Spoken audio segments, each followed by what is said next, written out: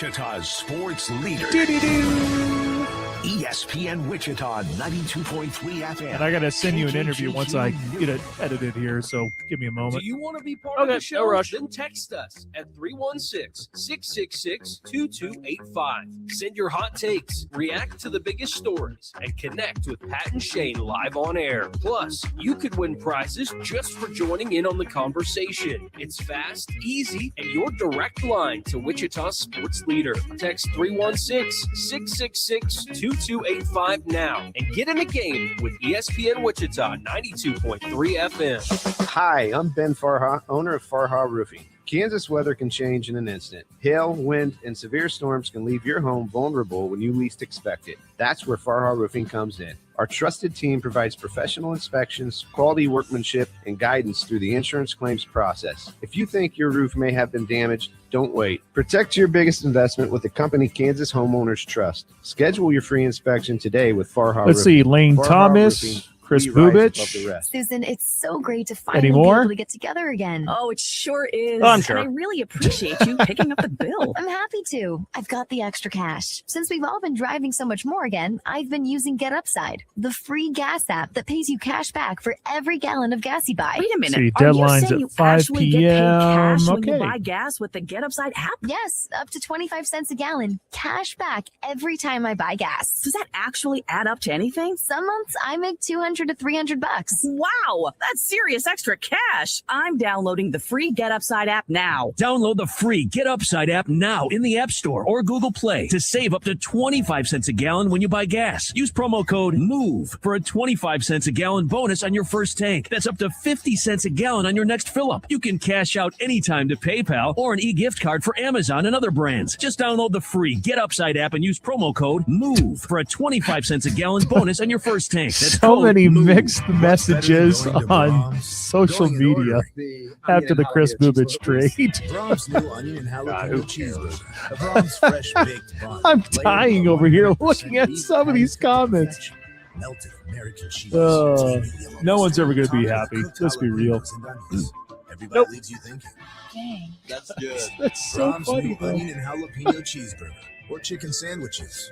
For a limited Yeah, I time can't wait to at talk your training neighborhood camp Brahms. and how everyone was freaking out about Cyrus Allen. Wichita's home doing for the special teams. Dallas Cowboys. ESPN Wichita 92. Mike Evans already with a quad strain. Nice to see that he hasn't changed. Go to 49ers and boom. Dak Prescott Get hurt. waltzes in for the Cowboys touchdown. Dallas Cowboys football can be heard right here. Go Cowboys. Go Wichita's Cowboys. 100,000 watt powerhouse. ESPN Wichita's sports leader. ESPN Wichita 92.3 FM. KKGQ. This is Sports Center. I'm Nick DeLuca. Deadline day in Major League Baseball. Flurry of activity ahead of the 6 Eastern deadline. The Red Sox land the top catcher on the market, agreeing to a deal with the Orioles for Adley Rutschman, 3-time All-Star, batting .251 with 8 home runs, 47 RBIs, and a .764 OPS in 67 games this season. He is under team control through 2027. Boston 23-3 over their last 26. The Padres acquired lefty Robbie Ray from the Giants. Ray has been one of the best pitchers in the majors since June, has a 3.08 ERA and 107 strikeouts this year. San Diego starters own a 4.66 ERA this season, 4th highest in the majors. The Phillies are acquiring 3-time batting champion and 4-time All-Star Luis Arraez, also from the Giants. Arraez having his best offensive season since 2023, hitting an NL best .324 with 4 homers and 43 RBIs, set to be a free agent after the season. Hey, it's Evan Cohen. Coming up Tuesday, the 49ers are dealing with another season-ending injury. I'll tell you if losing another wide receiver will impact Brock Purdy this season. It's on Sportsman, 6 a.m. Eastern, right here on ESPN Radio, ESPN2, and ESPNU. You're listening to The Pulse with Pat Strathman on ESPN Wichita 92.3 FM. Small town, big dreams, and a young boy the age of 15 had a premonition his city would get seen. Now I'm winning, get Sheen in the city of the What's up, Wichita? Happy Monday, everyone. Hope you had a great weekend. Hello, trade deadline day. Royals are involved. Lane Thomas ends up being traded. And now the latest, Chris Bubich going to the Dodgers. All sorts of things to talk about here today.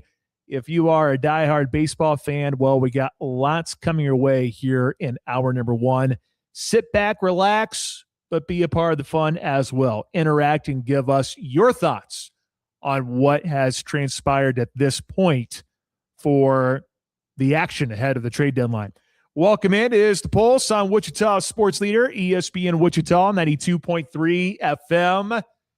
We're also streaming. I know a lot of you lock into us on the FM dial in your car. We sure do appreciate that. But there are times to where you're going to need us because let's say you're traveling and you have to go a long ways, but once you get to a certain point, it's going to start to crackle a little bit. You'll have a little bit of poor reception. When that moment happens, or if you're at the house or at the office and you don't have a radio available, here are the different ways for you to listen to ESPN Wichita. ESPNWichita.com. Listen live buttons right there. You can't miss it. It's right in front of your face when you pull up that website.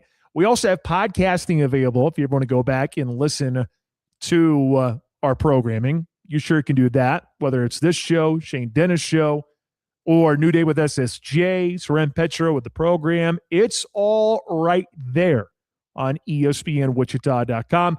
Another way to stream is if you have a smart speaker, tell it to tune into ESPN Wichita, 92.3 FM or KKGQ. Download the ESPN Wichita app and listen to us that way. The app, to me, is still the top way to stream ESPN Wichita. I'm a big app guy, so no surprise that I would prefer something like that.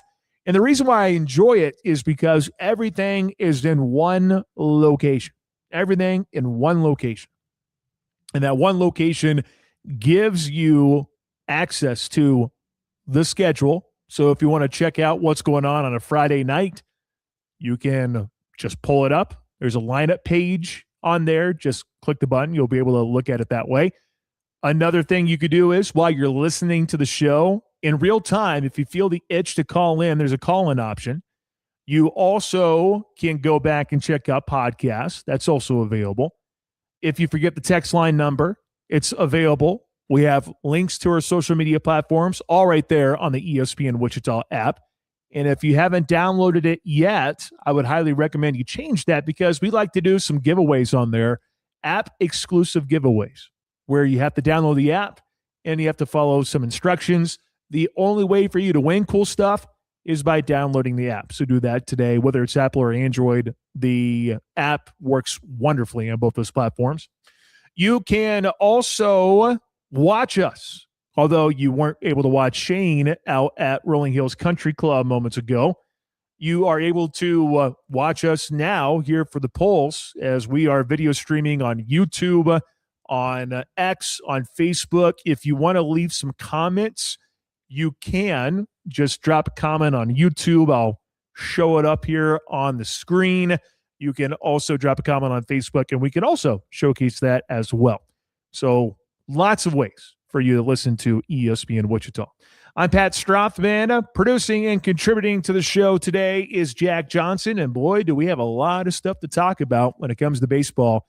That is right up Jack's alley, although Jack is pretty much good at everything. But we got a lot of baseball stuff to talk about, so I'm sure Jack is going to have all sorts of comments here. So we will get into that here shortly. You can also join in on the fun. If you do want to call us, feel free, 316-669-4996. That number in particular gives you an opportunity to win $30 in Kansas lottery tickets. We'll give you an opportunity to do that at some point today. So be ready to dial 316-669-4996. If you have no interest in potentially winning free cash and you just want to interact on the show today, but you can't call, texting is a thing of beauty. And I know a lot of you stick to the text line. Royals fans, what do you make of the Royals limping into the deadline, if you will?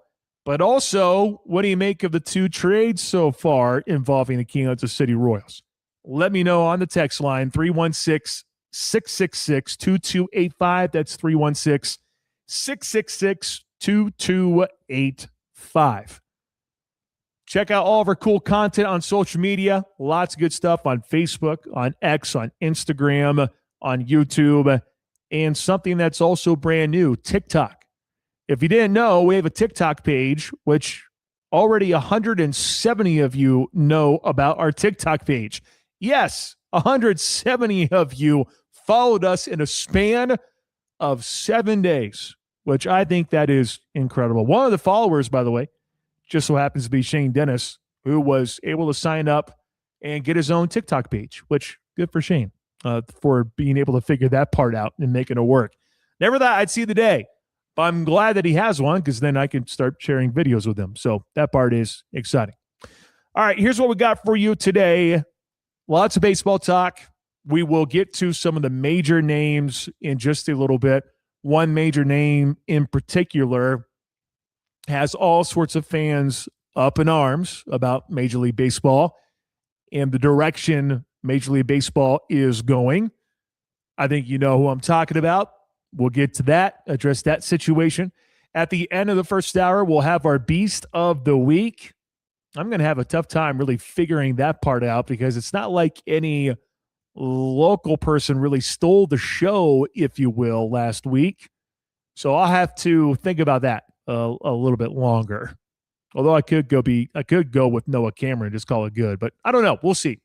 I will wait and see. I will see what I feel coming up here in just a little bit. In hour number 2, we'll switch gears and focus on Chiefs training camp.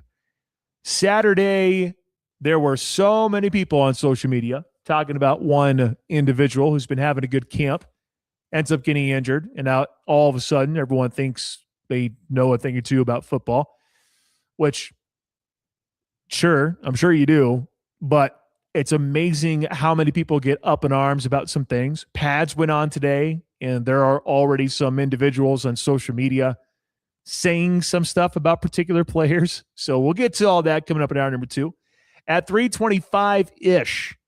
So earlier today, I had a chance to go and interview a volunteer coach at the YMCA, presented a honorary SB award to him, which was just the coolest thing in the world. They had so many people lined up for this to watch it, and it was really cool seeing all the pictures and the video and so on and so forth.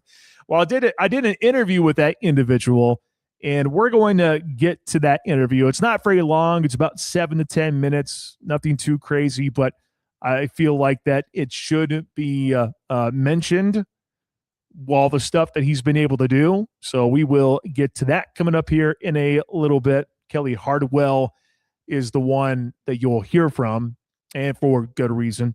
And then at the very end of the show, we'll do a Mount Rushmore Monday. Jack picks a topic, and we start debating on who's on our Mount Rushmore. There you go. That's what we got for you today. It is the 3rd of August in 2026. Yes, August is here. Day 3 already. Football, yes. Who's excited for some football? I think a lot of you are. But today it's all about baseball, especially here in hour number 1. The trade deadline is coming up at 5 o'clock, 6 o'clock Eastern, so 5 o'clock our time. And the Royals have already done a couple of trades.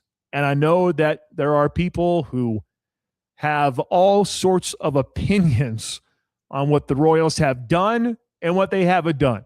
Let's dive into trade deadline Royals edition.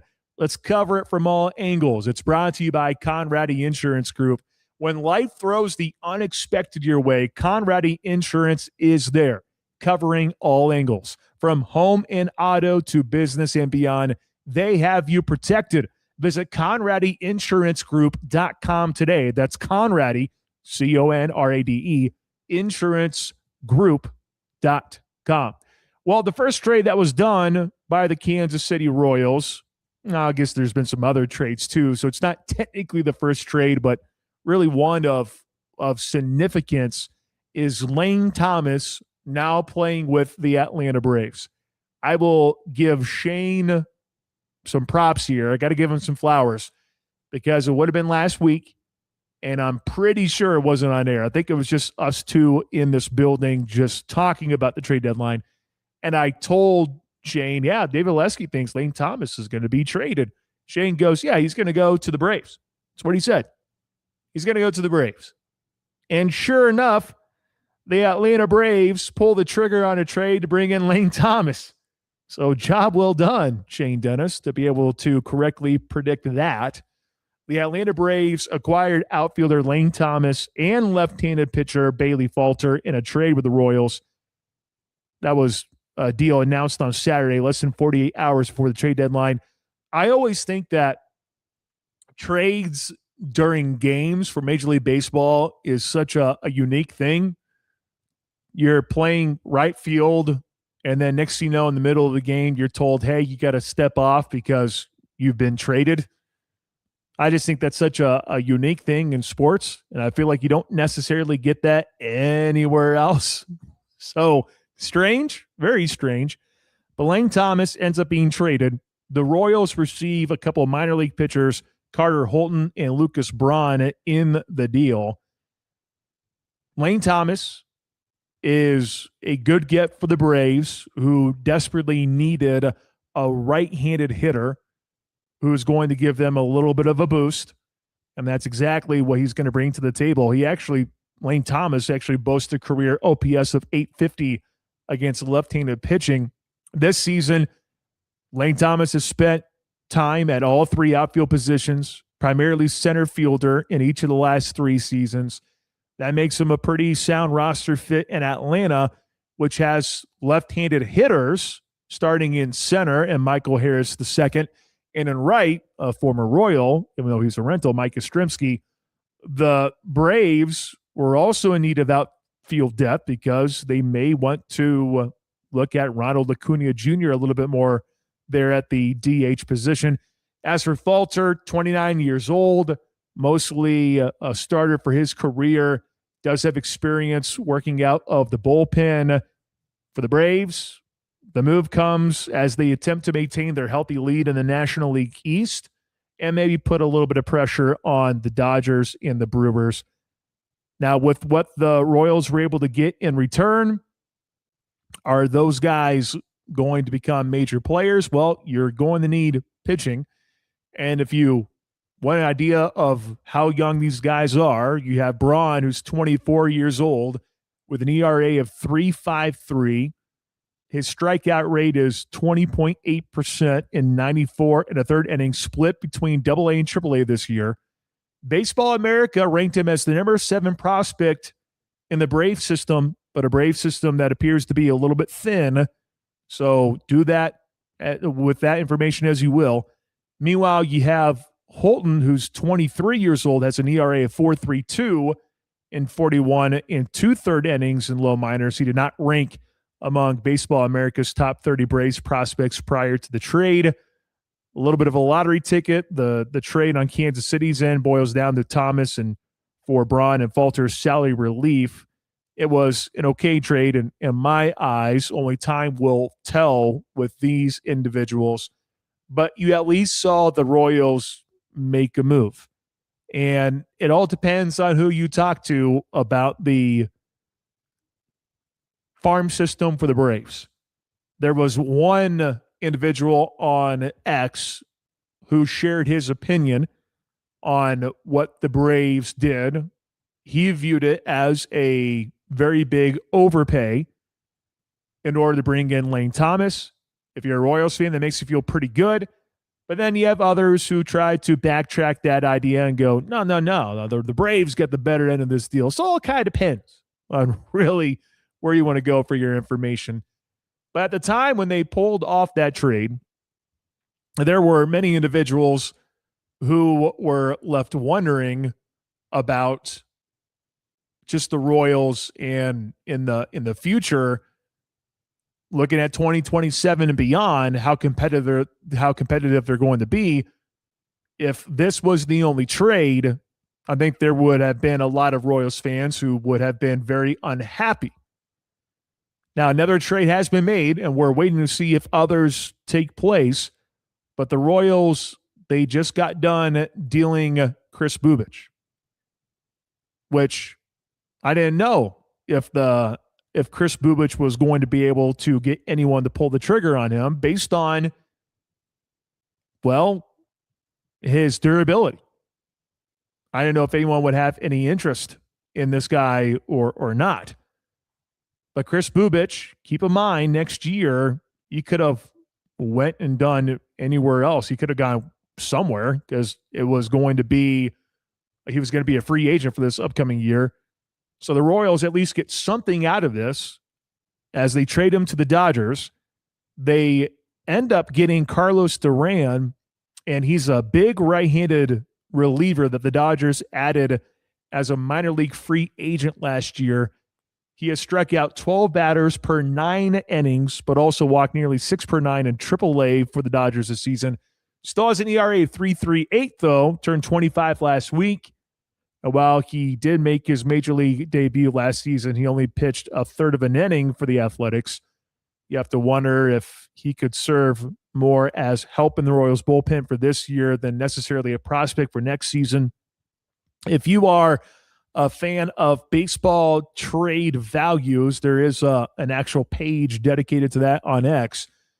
And Baseball Values reports the Dodgers acquiring Chris Bubich from the Royals in exchange for Carlos Duran. The deal is accepted by our model as a minor underpay by Los Angeles. I like the fact that the Royals were able to pull the trigger on this deal to get something from Chris Bubich, because there were reports saying that the Royals were going to stand pat for Michael Wacha and Seth Lugo. Although they had fielded many, many calls, they decided to stand pat. Those guys have a year of control, if not more. Those guys could be there for a little bit longer. You just never know. But you have already control for those guys. Makes sense that the Royals would go ahead and send Chris Bubich somewhere else. And the guy that they are able to bring in Carlos Duran, we all know that they need help in the bullpen, so this guy could help out when it comes to that. But the other aspect is, too, 25 years old in AAA, that's not necessarily a bad recipe for success there for the Royals. You at least get someone who's 25 years old, who made his debut at the major league level last year, but certainly not for a long, long time. Now you get a chance to really evaluate this individual more throughout the rest of the season, knowing that he's going to stick around for more than just one season, unlike Chris Bubich, who's been rehabbing, and you really still just don't know what you really have with Chris Bubich. You kind of know, but you also have to ask yourself how much is really left there for Chris Bubich in order for him to be effective. So the trade with the Dodgers, not necessarily the worst thing in the world. So, Jack, I'll stop it there, but I do know that we also have to address the Royals staying put with Michael Wacha and Seth Lugo. But in terms of the trades that we have seen at this point, Lane Thomas going to the Braves as well as Bailey Falter, I better throw him in there, for a couple of minor leaguers. One is 23, one is 24. And now Chris Bubich going to the Dodgers, and return Duran, who's a 25-year-old at the AAA level for the LA Dodgers system. What do you make of these two trades for the Kansas City Royals? And then we'll circle back around to the question and really the debate that every Royals fan had been having over the weekend, with the reports saying that the Royals weren't going to do anything for Michael Wacha and for Seth Lugo. So start with the two trades, and then we'll get back to the other question.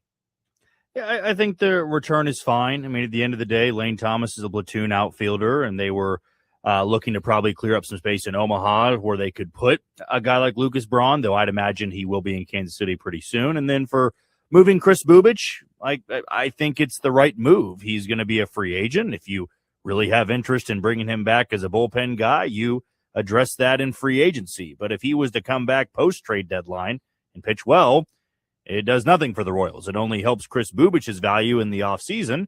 And if he goes to the Dodgers and pitches really well, that's just, good for Chris Bubic. He'll get a really good chance to win a World Series, but it doesn't hurt the Royals in any way, shape, or form because Chris Bubic pitching well for them doesn't increase their postseason odds, doesn't really do anything for them next year. As we already said, he's going to be a free agent. So you bring in a couple of arms that we know they needed pitching depth going into this. One of the guys, and Holton is going to be low A, right? He's been banged up most of his career, but it's a lottery ticket. It's a dart throw. And then you've got two guys in Lucas Braun, of course, and then who they just acquired in Carlos Duran. See what they got. It is a situation where you've got time, you've got 50-ish games to evaluate what your bullpen looks like and if these guys can be anything. And maybe they will, maybe they won't, but it's not like I thought they egregiously missed on trading some of these guys and got a very underwhelming return. They didn't have a lot of value to begin with. They were fine for what they did, and they got okay players and pretty average returns. That's usually what can be expected for rental players that are not mainstays in a lineup, rotation, or a bullpen. Yeah. Well, good breakdown there. And now we wait and see what else is going to happen. I heard you talking to Shane a little bit earlier when I was getting over here, talking about if John Schreiber, if you end up getting this type of value for John Schreiber, you would be jumping all over it. In the next 3 hours, less than that, in the next 2.5, who are some targets that the Royals very well could ship off to other teams in Major League Baseball here in the next 2.5 hours? Schreiber is certainly one of them. Yeah, I'd imagine John Schreiber will be on the move. If they could get any bites for Starling Marte, just a team needing an extra outfielder with postseason experience, been around a while.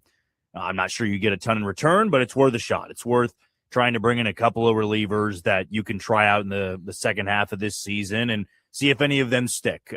But the guys that are on expiring contracts, they have to go. It makes no sense whatsoever to hang on to these guys, even if they are good clubhouse players.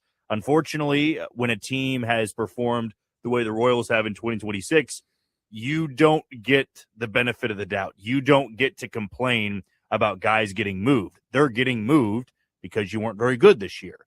So even if you have guys that mean a lot to the team, they were great clubhouse presences, maybe they were one of your top offensive contributors for the last month or so, like Lane Thomas, it doesn't matter. This team needs to be unloading those guys. They're not going to be back next year, and you need to see if you can bring in some players that could be a part of competition in spring training coming up in February. Okay, Jack, well, let's take a break for now, and then we'll come back and continue the debate that so many Royals fans have been having for a little while now, and that is the Royals staying put with Seth Lugo and Michael Wacha.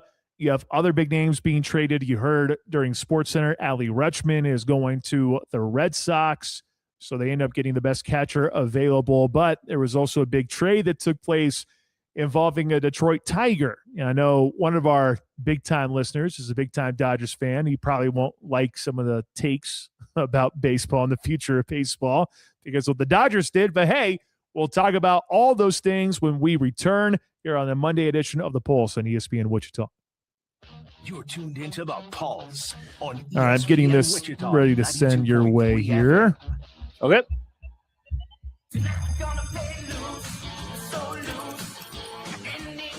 Why do winners play at Seven Plans Casinos? The numbers don't lie. 3:30-ish. Seven Plans has the only certified loose casino as verified by Strictly Slots Magazine. You should have it now. Why winners play here. All right. Plus, use your Seven Plans rewards card for even more perks and offers. It's official. Seven Plans Casinos have the area's only certified loose slot. That'll be $84.52. Perfect. Grab the bags, honey. Mom, why do you always check your phone before we pay? I'm just claiming my cash back on the Upside app. Since we're getting the groceries here and we filled up the car on the way, I've already earned enough this morning to pay for that pizza night we're having Friday. Wait, so the app pays for pizza? Not exactly, but the cash I earn on stuff we need helps us pay for the stuff we want. Lex, it's just a little win for our family every week. Get more out of your Duran, everyday. big dude, big Upside fastball, is the outstanding free app slider. that gets you cash back First response on he gets is purchases 95 like miles gas, per hour is a big groceries, fastball. and dining out at more than 100,000 locations Les Keith goes, nationwide. look, I don't get on here No much points, anymore no because, my rebates, God, just why would cash I? back straight to your wallet. Download true. the free Upside Oh, app man. and use promo code ACT5 to get a $5 bonus on your first purchase. That's promo code ACT5 to get a $5 bonus. Remember, use promo code ACT5. Offers vary by user and location at participating merchants. Go to upside.com for terms and conditions. The future stars of women's golf are returning to the birthplace of the LPGA for the 4th year in a row. Golfers from the Annika Women's All-Pro Tour are set to head to Wichita for the 2025 Heritage Classic presented by Keystone Solid Services at Rolling Hills Country Club September 4th through the 7th. Interact with the golfers that's by my being a part fault of if I the sent the Pro-Am or wrong bring one. the kids for the free Junior Pro-Am and the Kids Golf Clinic. Mark your calendars for September 4th through the 7th to Yep, head to the that's birthplace of me. the I gotta LPGA. update Rolling that. Hills Country Club for the Heritage Classic presented by Keystone Solid Surfaces.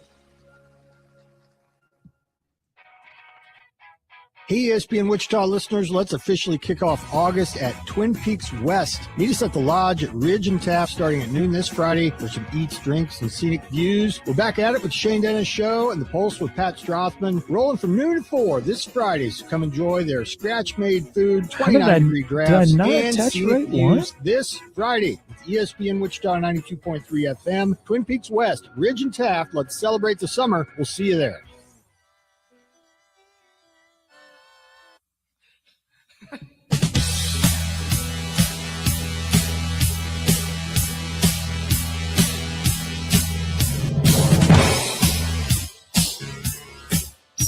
Welcome back. Monday edition of The Pulse right here on Wichita Sports Leader, ESPN Wichita 92.3 FM. Thank you so much for being a part of the show. Weigh in on our current discussion involving the Kansas City Royals and the trade deadline at 316-666-2285. That is 316-666-2285. What do you think of the Royals and what they've done so far at this point? And what do you make of the Royals not traded away Michael Wacha as well as Seth Lugo? 316-666-2285. Jack, I know you've seen it on social media. Lots and lots of debate on the Royals fielding calls for Michael Wacha and Seth Lugo and deciding to stay put with those that are a little bit on the older side, 35, 36 years old, guys who are not getting any younger. There have been a lot of people saying, what the heck are they doing? If you've been getting all sorts of offers, then why don't you just go ahead and pull the trigger? Because you need to completely just reset everything. Now, the belief is for J.J. Picollo and for the Royals is that they will be competitive in 2027 and have an opportunity to be a playoff team. And there are a lot of people who watch the games and go, how on earth do you get to that conclusion?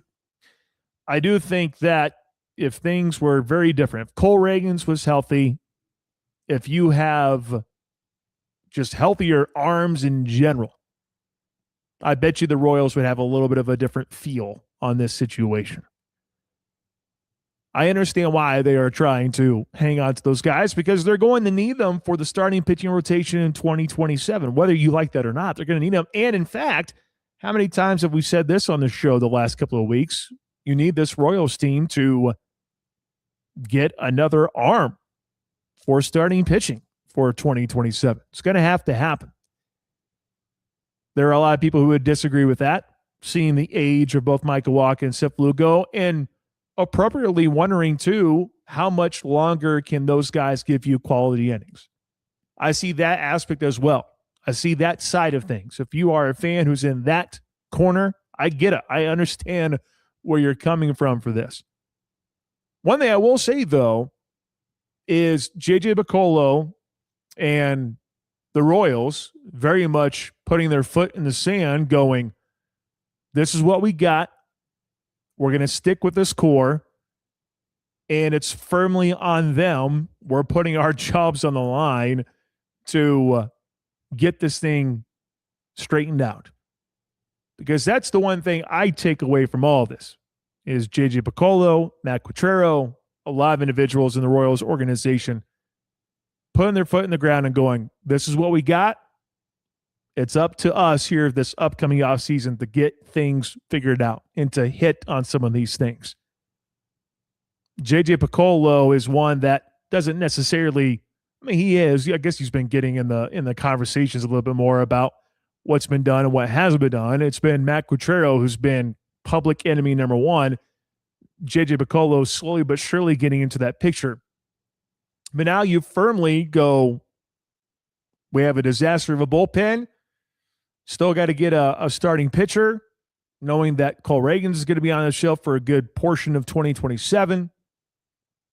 Still got to go out there and find another bat. I don't necessarily would think that it has to be an outfield type of bat, I suppose. I guess it could, but it's not like the advanced analytics would show you that the outfield has been a glaring issue for the Kansas City Royals. But at least there's one thing that you know for sure for this upcoming offseason is JJ Piccolo and Matt Quatrero very much pushing their chips in the middle, and they're basically saying, this is what we got. We're going to go out there and try to come out on top. They are firmly putting their necks out there, if you will. And, of course, I can hear the other aspect is too, and that is, well, you should be doing that on a regular basis. Every day your job's on the line, which I understand that for sure. But I think the one thing that you learn from that is, there wasn't enough to really fully consider the trade. I do think that the pitching depth has very much been challenged, and who knows, maybe they'll change their minds. Maybe all of a sudden the next 2.5 hours they're going to change their minds. I doubt it, but maybe they do. But the one thing is for sure, though, for certain to me, that JJ Piccolo and the Kansas City Royals, this is a huge offseason, and it's one you cannot screw up. You can't screw up. I think there are a lot of people who want to completely tear this thing all the way down to the studs. But you look at what you do have hitting-wise, you got some promising things there. We've noticed, we mentioned that throughout the course of the year too for the silver lining, and that is look at some of the guys that you have who are going to be big core pieces moving forward. Maybe you figured out some stuff there with Noah Cameron. So maybe you don't feel like having to push the panic button on him. It seems like he's bounced back nicely ever since he's decided to call his own pitches. But I think the one thing we learned for sure is that this offseason, JJ Piccolo and the Royals, they cannot afford to be timid. They're going to have to be aggressive. Now, they're not going to be like the LA Dodgers where they're just going to shell out boatloads of cash, and we'll get to the Dodgers here in just a little bit. I think the one thing that we've really learned from that debate, Michael Wacha, Seth Lugo, how come they weren't being traded, is that JJ Piccolo and them truly feel like, well, if we go out there and drop boatloads of cash on some guys and we hit, that's going to get us back on track. And it's going to happen. Or else I think you will see a slew of changes throughout the course of 2027, maybe at the end of the season, wherever it might be. But some changes need to be made if you go out there and have a bad offseason. They're going to have to take some swings, some pretty big swings. Now we'll see what they come up with. I know now, we just don't know what the offers really look like as well. I mean, what would be considered a successful trade for Michael Wacha and a successful trade for Seth Lugo? What would that look like? Jack, maybe you can answer that question. What would that even look like? A successful trade for Michael Wacha and Seth Lugo, a deal that you absolutely have to take. What would that even look like? I mean, probably a situation where a team is going to eat the majority of that contract. Sure. And they're going to send you back a couple of top 100 guys, which just is not going to happen. Maybe it's a couple of guys that are on the doorstep of the big leagues that you feel like you've scouted properly and they can turn into a really formidable piece in the rotation or the bullpen. But even then, it's still kind of a toss-up. And it's not that you should turn down every offer thrown your way, but I think a part of this is that when it's being reported they're turning down offers, we don't know what's included in that. If they give you a couple of guys in a bad farm system, none of them are top 100s, none of them are close to the big league level, well, yeah, a lot of people would say, well, at least they might become something, or they might not, right? And then you're looking for a guy to replace in the offseason, or you're looking for multiple guys to replace. The Royals are putting themselves in a tough spot where, yeah, if you believe you're going to compete next year, then you better, put the money where your mouth is and go out there and spend a lot of money, make a lot of big time trades that make your team, floor wise, an 80-win team. Man, you got to achieve more than that. You have to be a playoff team where they could have taken the easier route and said, we're a couple years away and we need to go and reload our farm system. And then at that point, you trade anybody that has any value and you bring back whoever you can bring back. But they don't seem to be that high on the idea of trading both those guys. And they just want to try to reshape things in the offseason. And that's going to be much easier said than done. But if they go out there and do it, then maybe a year from now, we will be talking about how much we like the fact that they held on to both those guys. Rarely is that the case, though. Not everyone truly likes things. I just remember, you look back at over the course of the franchise history, I suppose, you go back and you look, well, Whit Merrifield, well, they hung on to Whit Merrifield too long. Oh, they hung on to this guy too long. So many of those moments have happened over the course of time, when in all reality, I don't know if anything would have really changed in some of those things. But anyways, I digress. You look at what you have for 2027 under control. I just think that the injuries and the extent to those injuries, that has really changed things and really how the Royals really look at things. Because what would you say then if that's the case? Then if you are, let's completely tear this thing down to the studs, then okay, everyone's available. Well, Cole Reagans is on the shelf, so we might as well just go ahead and trade him away. And I don't know if you necessarily want damaged goods anyways if you are a team that's trying to get a starting pitcher for next year. But I bet you there'll be a lot of people that would still take the chances on that, because what if he comes back and tears it up? That's why the Dodgers are gambling on Chris Bubich, just thinking, well, we already have him in our system. Because keep in mind, too, when you get someone to their system, they have they tend to have a greater chance of probably re-signing an individual, especially the Dodgers, who have more money than what to do with it. So if Chris Bubich ends up smelling like a bunch of roses, then this ends up being a huge deal for the Dodgers to already have him there. But if it ends up not going well, if it goes south, then all right, well, throw him back out there on the market and hopefully someone else can get him. But I just look at the Royals and where they currently are, and I don't know. I just feel like, yes, you should be fielding offers for everyone, 110%. But apparently it just wasn't a good enough of an offer to really pull the trigger for some of these guys. And I just wonder, in what world would it really make a huge difference? You got to completely change up the farm system. I get that. But if you truly feel like you're only a couple of guys away from fixing this to where, all right, bullpen issues, let's bring in some guys now and get a look at them and see what we can do for 2027. You have the ability to go out there and maybe get another bat or two. You take some chances there. Also take some chances as well on some starting pitchers. If you end up spending a boatload of money, which they're going to have to, if they're in this mode where they're going to hang on to things and then they completely underwhelm in the offseason, then yeah, you're going to look back at this and going, what the heck was all this for? Well, only time will tell. And I don't necessarily disagree with the Royals' decision, because it's damn if you do, just the way that it happens. Damn if you don't. Sometimes it pans out, sometimes it doesn't. So we'll see what happens with the Royals moving forward. Couple of things. You have the Orioles trading all-star catcher Adley Rutschman to the Red Sox. That was the big deal that happened moments ago. That would have been in the last, 30 minutes or so. But also a huge trade involving the Detroit Tigers. You have Tarek Skubal, who ends up being traded to the Dodgers. Dodgers end up giving up 3 different individuals in order to bring in the ace and a shutdown guy in the Detroit Tigers with Skubal. And sure enough, when I ended up seeing that news, would have been late at night too, by the way. I'm pretty sure I was getting ready for bed, and then I'm like, what the heck just happened? Dodgers just picked up Skubal. And, of course, that led to all sorts of opinions on social media. And if you got those opinions, let us know right now, 316-666-2285. Dodgers just doing what the Dodgers want, because they can go out there and pretty much pay And for some of those individuals out there trying to defend what really the Dodgers are really doing, here's the thing, and I don't necessarily blame some of these other teams, like the Brewers being one of them. Would you want to give up some top 10 guys in order to bring in Tarek Skubal? You get him as a rental.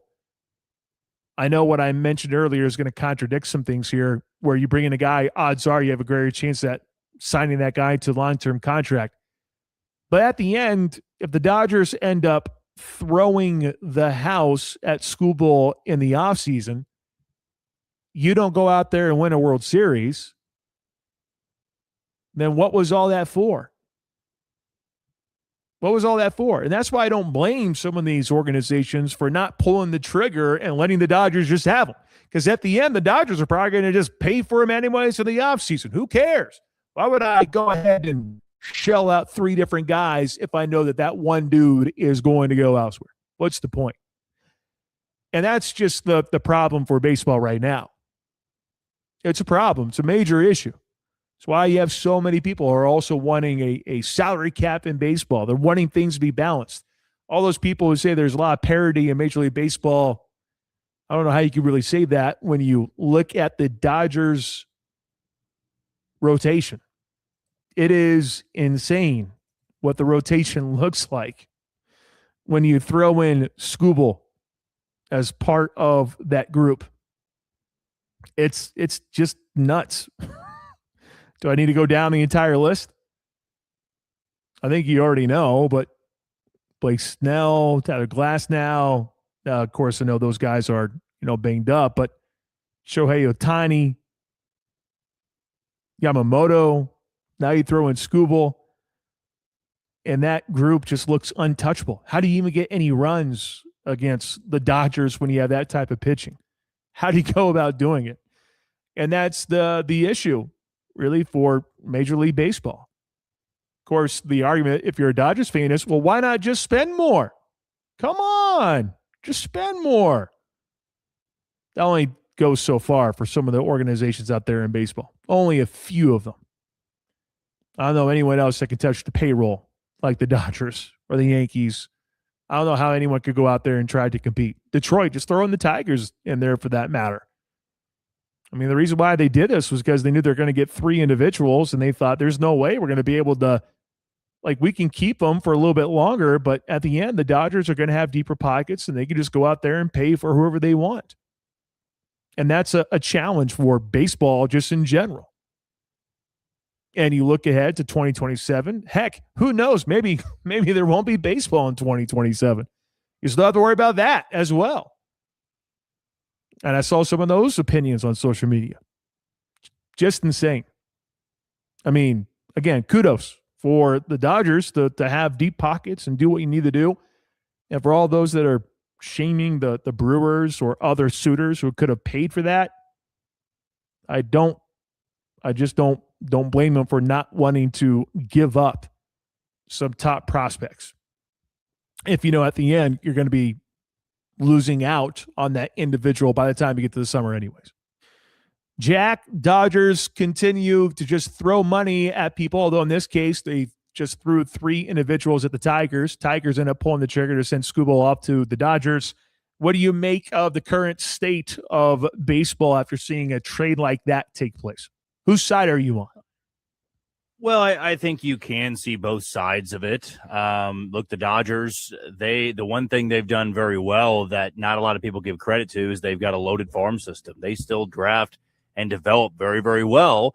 That allows them to do trades like this. If they were just a big spending team that never really cared about drafting and developing, they couldn't pull off trades like this because the Tigers wouldn't want to trade Skubal away to a team like the Dodgers if they had a bottom 5 farm system. So that does allow them to do things like that. And when it comes to the Rays and the Brewers, certainly bummed out that Skubal didn't go to one of those 2 teams because I believe that could have been the missing piece to help them beat a team like the Dodgers. But unfortunately, when you look at it, I mean, the Dodgers trading away Hope and River Ryan, who's a guy that's never really been healthy, and then Brady Smith, I believe, was the 3rd guy in that. Like, if those guys all become something for the Tigers, it doesn't really matter for the Dodgers because they're going to be having other guys on the team that would have already been playing over them. Whereas a team like the Brewers, a team like the Rays, right, they're going to be looking at this scenario and saying, well, if we trade away our number 2, number 3, and number 4 for Skubal, and Skubal isn't the guy that he's supposed to be, or he gets hurt, or we don't win the World Series, those were 3 guys that were supposed to be a big part of our future. We're not going to spend in the way the Dodgers can. So I see why people are still upset that the Dodgers continue to do this. As much as it pains me to say it, they're not technically doing anything wrong. They are operating within the means, and if there's no salary cap, they can go afford Tarek Skubal in the offseason, and they're going to have the money to do so. We'll see what happens there. I'm more so as a baseball fan, I'm a little bit bummed out a team like the Brewers couldn't do it, mainly because I believe it's going to be the Brewers and the Dodgers fighting to get to the World Series. And if the Brewers had a guy like Skubal, and that gives you that ace versus ace matchup that right now the Brewers are not going to have the upper hand in when you got to go through Skubal, Ohtani, Glasnow, Snell, Yamamoto. It's endless there for the Dodgers. So, yeah, they should win again, and that's what everybody's expecting. And they're going to be a team like the Yankees who did it 20 to 25 years ago that were able to three-peat. And then if nothing really changes in the offseason, then they're going to be expected to four-peat as well. Yep. We sit here and just debating on the Royals. Should they do this, do that? And then you'd realize, there's still the Dodgers who are doing Dodgers things. Not saying you should just give up and stop trying. That's not what I'm trying to get at. It's just one of those things. It's like, dang it, how come the Royals didn't do this? How come they're doing this? And then there's just the Dodgers who are also like, it's the final boss. It's just waiting for you at the very end of the game. You know it's there, and you're not going to be able to get by him. You're going to have to go through him regardless. And that's just kind of what it feels like right now in the world of baseball. 316-666-2285. I'll continue to relay some other trades as they happen. We still have about 2 hours and 12 minutes before we officially hit the trade deadline, which is at 5 o'clock Central Time. Do the Royals pull the trigger on a few more pieces? Do they get rid of John Schreiber? It's probably the top dog that you're looking at in terms of who also could be shipped. We've already talked about Michael Watkins, Seflugo staying put. At least it's what we heard. Now, who knows? Maybe things change. Maybe someone's going to really up the ante for one of those pitchers, and then maybe the Royals are going to be forced to take one of those deals. I doubt it, but we'll wait and see, and we'll continue to keep you updated here on trade deadline day in Major League Baseball. Hour number 2 is rapidly approaching. We do have to switch gears and focus on the Chiefs in training camp. Some thoughts that I have from training camp so far. 3:25, 3:30-ish, you're going to hear an interview that I did earlier today with a volunteer coach with the YMCA. I can't wait to play it and can't wait to really explain the thought process with some of the stuff that we've done here for the honorary ESPYs for 2026. So we'll get to that coming up hour number 2. Mount Rushmore Monday. We also have Kansas lottery tickets to give out, and we'll also do that in hour number 2. Right now, though, we need to take a break. When we return, our Beast of the Week. That's how we end hour number 1 straight ahead on The Pulse. The heartbeat of Wichita sports fans. The Pulse on ESPN Wichita 92.3 FM. Eaton Roofing and Exteriors loves being a part of the Kansas landscape. Since 1993, they've repaired or installed residential roofing on thousands of Kansas homes. And whether you've had storm damage or you're ready for a new, current, weather-hardy roof, you can trust Eaton Roofing and Exteriors for expert advice about the right roof for your performance needs, budget, and neighborhood covenants. Call the local Eaton experts today at 316-943-0600 or visit EatonRoofing.com. Eaton Roofing and Exteriors. Hi, I'm Ben Farha, owner of Farha Roofing. Kansas weather can change in an instant. Hail, wind, and severe storms can leave your home vulnerable when you least expect it. That's where Farha Roofing comes in. Our trusted team provides professional inspections, quality workmanship, and guidance through the insurance claims process. If you think your roof may have been damaged, don't wait. Protect your biggest investment with the company Kansas homeowners trust. Schedule your free inspection today with Farha Roofing. Farha Roofing, we rise above the rest. Hackers don't take days off. Neither does ImageNet Consulting. 24/7 monitoring, employee training, and backup recovery before a breach hits. Visit ImageNet.com. What's better than going to Brahms? Going and ordering. The onion and jalapeno cheeseburger, please. Brahms' new onion and jalapeno cheeseburger. A Brahms fresh baked bun, layered with a 100% beef patty cooked to perfection. Melted American cheese, tangy yellow mustard, topped with cooked jalapenos and onions. Every bite leaves you thinking, Dang. That's good. Brahms' new onion and jalapeno cheeseburger or chicken sandwiches for a limited time at your neighborhood Brahms. Beat the heat and win cool prizes at Crosswinds Casino. On Thursdays in August, we're drawing winners every 30 minutes from 4 p.m. to 9:30 p.m. to score $250 wins play. Then at 10 p.m., one very lucky player wins $500 wins play. And winners with the new Club Wins app get an extra $25 wins play. Swipe your Club Wins card Sundays, August 2nd through the 23rd for a 5 times entry accelerator. Beat the heat only at Crosswinds Casino. So close, so fun. Get ready for a new NFL season with the best coverage of Chiefs training camp on ESPN Wichita 92.3 FM. He looks pretty good. Obviously, Pat's one of the hardest workers on the team. He's worked so hard to get back from that knee, and obviously he's a leader on the team, and he wants to show guys that he's all in, so we're all in with him. From training camp to the Super Bowl, Wichita's best Chiefs coverage. ESPN Wichita 92.3 FM.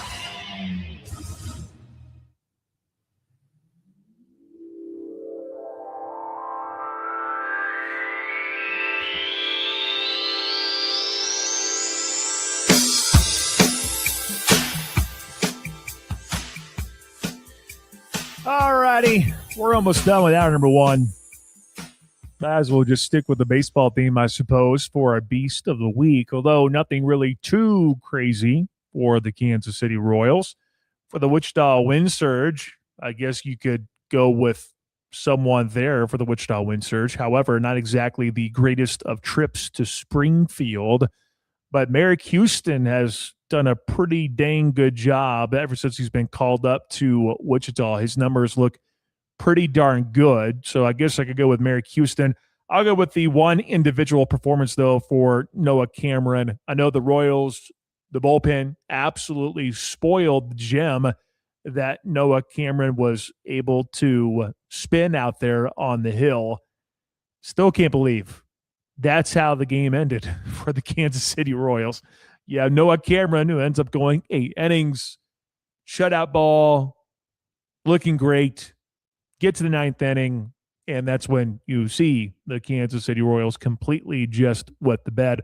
But Noah Cameron, though, has looked okay over the last couple of starts. Hopefully you will see things continue to trend in that direction for him, because there's no doubt that he's one that needs to continue to improve here for the Kansas City Royals. But against the Twins, going 8 innings, 1 hit given up, 2 walks, 7 Ks on 97 pitches. Game before that against Detroit, goes 7 innings, only 2 hits surrendered, ends up logging 8 Ks. So his last 2 starts, being able to go out there for 15 innings of work, only allowing 3 hits and striking out 15. Not bad there for Noah Cameron. So Noah Cameron will be my Beast of the Week. Jack, what do you got for Beast of the Week? I'll just give it to the Boston Red Sox, who went into L.A. and swept the Dodgers. They are 20 games over 500 in their last 26 games. They have completely turned their season around, and more importantly, they are very, very aggressive here at the trade deadline. They give up a bunch of prospects for Adley Rutschman, and as things stand right now, they are my favorite to represent the American League in the World Series. It's a weak year with a lot of weak teams and weak divisions. It'll probably come down to the Red Sox and the Yankees to see who gets to face the Dodgers in the World Series. But the Rays, as good as they've been, they're probably going to hit a wall at some point and start to regress a little bit, where the Red Sox, they've been really hot, and the best might be yet to come with all the talent they've just added. Not bad. Not bad at all. By the way, some breaking news for trade deadline. Most people around here probably don't care. But to me, a guy who has interviewed this guy in the past when he was throwing at Seaman High School in Topeka, Ryan Zephyrjan gets traded, goes from the Angels to the Chicago Cubs. That's right, Topeka, Kansas in the house. Zep is such a good dude, so I'm glad that he ended up there. He was with the Red Sox, and then with the Angels, and now with the Cubbies. Pretty cool stuff there for Ryan Zephyrjan. All right, hour number 2 straight ahead. More so of a football focus in the second hour. Chiefs training camp thoughts. We also have Kansas lottery tickets to give out. Should be a fun hour number 2. Don't go anywhere. Hour 2 straight ahead.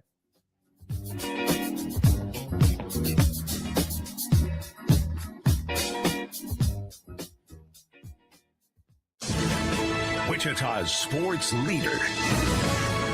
ESPN Wichita 92.3 FM. KKGQ Newton.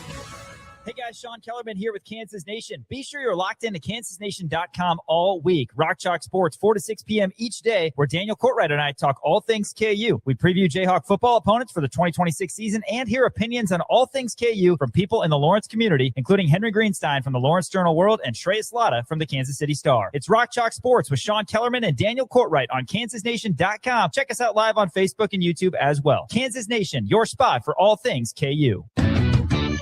Check us out, Truck Stuff. You've probably already heard that Truck Stuff is the place to go to lift, level, or lower your truck. And of course, we have an enormous in-stock selection of bed covers, running boards, and floor mats. But did you know that we do wheels and tires, gear swaps, and spray and bed liners? Stop by today to deck out your ride at Truck Stuff at the corner of Central and Washington. Check us out, Truck Stuff. Let's get crackin'. Rockin' Brews Casino is turning up the heat with all-you-can-eat crab legs every Friday. From 3 p.m. to 9 p.m., feast on never-ending delicious crab legs, plus your choice of Caesar or Rockin' House salad, seasoned corn, potatoes, and top it all off with ice cream dessert, all for just $69.95. But hurry, last call for new crab orders is 8:15 p.m. That's every Friday at Rockin' Brews Casino, I-35, exit 231 in Bremen. Rock your Friday nights and get your claws on this feast. Rockin' Brews Casino. Eat, win, rock on. Owned by the Con Nation. Susan, it's so great to finally be able to get together again. Oh, it sure is. And I really appreciate you picking up the bill. I'm happy to. I've got the extra cash. Since we've all been driving so much more again, I've been using Get Upside, the free gas app that pays you cash back for every gallon of gas you buy. Wait a minute. Are you saying you actually get paid cash when you buy gas with the Get Upside app? Yes, up to 25 cents a gallon. Cash back every time I buy gas. Does that actually add up to anything? Some months I make $200 to $300. Wow, that's serious extra cash. I'm downloading the free Get Upside app now. Download the free Get Upside app now in the App Store or Google Play to save up to 25 cents a gallon when you buy gas. Use promo code MOVE for a 25 cents a gallon bonus on your first tank. That's up to 50 cents a gallon on your next fill up. You can cash out anytime to PayPal or an e-gift card for Amazon and other brands. Just download the free Get Upside app and use promo code MOVE for a 25 cents a gallon bonus on your first tank. That's code MOVE. Wichita's home for the Dallas Cowboys. ESPN Wichita 92.3 FM. 3rd and goal from the 5. Dak from the gun. Drops back, flushed out. He's going to run left. And Dak Prescott waltzes in for the Cowboys touchdown. Dallas Cowboys football can be heard right here. Go Cowboys. Wichita's 100,000-watt powerhouse. ESPN Wichita. Wichita's sports leader. All right, Jack, I sent an email about that outdated spot, so I don't know what happened. Okay, and just to confirm, the Kelly interview is only 6 minutes long? Yeah, it's like 6:45, not very long. I'm going to introduce it, and we'll sneak in some other news as well. Catcher Adley Rutschman, 3-time All-Star, hitting .251. I plan on going long here with the training camp stuff, so we should be okay. On the IL. Okay.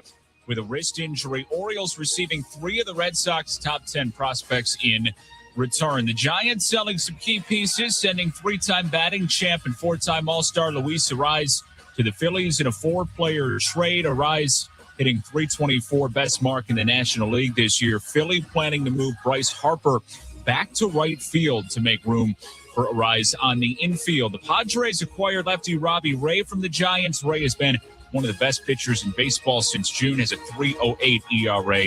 this season. The Pirates upgrading their pen, dealing for Mets reliever Luke Weaver, heads to Pittsburgh after posting a 1.84 ERA over 42 appearances for New York. The Brewers bringing in a starter, acquiring Dustin May in a deal with the division rival Cardinals. Hey, it's Evan Cohen. Coming up Tuesday, the 49ers are dealing with another season-ending injury. I'll tell you if losing another wide receiver will impact Brock Purdy this season. It's on Sportsman 6 a.m. Eastern right here on ESPN Radio, ESPN2, and ESPNU.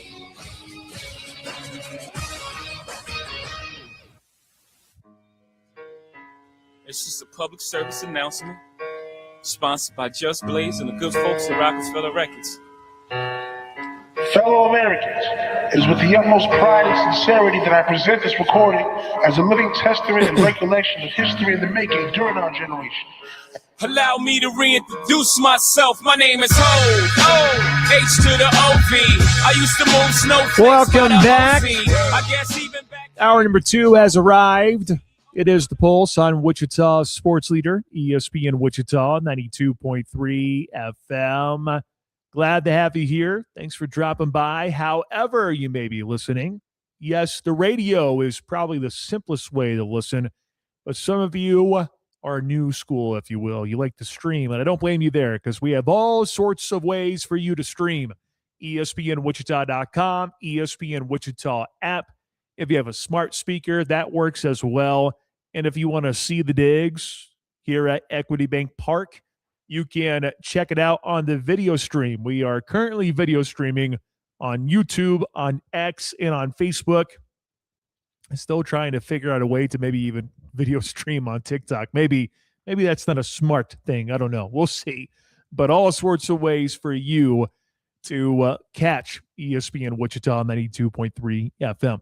I'm Pat Strathman. Excuse me. Allow me to reintroduce myself. My name is Pat Strathman. Producing is Jack Johnson. 316-669-4996. You can hit us up on there if you want. If you have some thoughts on the trade deadline, whatever it might be, feel free to hit us up. But I also understand, though, a lot of you love winning those Kansas lottery tickets. We have Chiefs Kingdom scratch tickets this time around. And if you want to win those, you need to be ready to call 316-669-4996. If that doesn't interest you, you just want to be a part of the fun, well, that's where the text line comes into play. 316-666-2285. Feel free to hit us up. If you have thoughts on the Royals, thoughts on the Chiefs, whatever's on your brain, feel free to hit us up at 316-666-2285. All sorts of good content on social media. If you are not a part of the social media fam, I highly recommend changing that because we have all sorts of goodies on there. Facebook, Instagram, X, TikTok. We are everywhere.